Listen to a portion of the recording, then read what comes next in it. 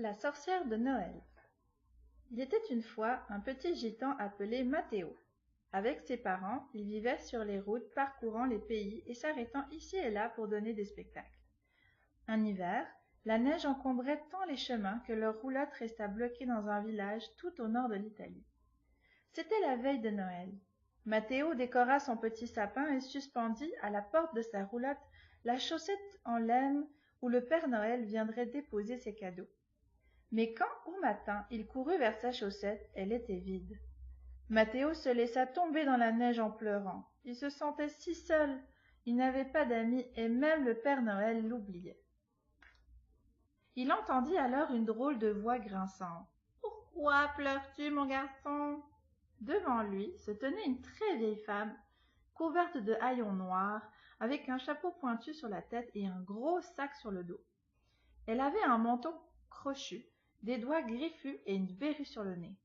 Elle faisait peur à voir. Pourtant, Matteo ne regarda ni ses haillons, ni ses griffes, ni ses rides, mais juste ses yeux malicieux. « Je pleure parce que je n'ai pas d'amis. Les autres enfants ne jouent jamais avec moi. Ils me fuient ou se moquent de moi. » Le visage de la vieille dame s'éclaira d'un grand sourire. « Je t'ai entendu, Matteo, » dit-elle, puis elle disparut. Comment connaissait-elle son nom? Pourquoi avait-elle disparu comme par magie? Ça devait être un rêve. Matteo partit vers la forêt qui bordait le village. Soudain, une boule de neige atterrit sur son bonnet.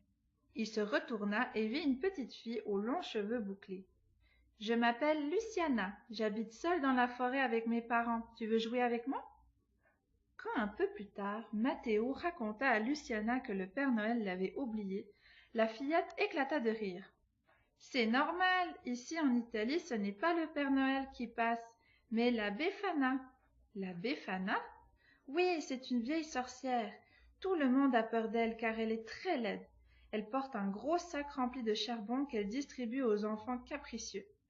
Mais moi je l'aime bien, elle m'apporte toujours de jolis cadeaux. » Matteo sut alors qu'il s'était trompé. Cette année, il avait reçu pour Noël le plus beau cadeau dont il pouvait rêver. Une amie.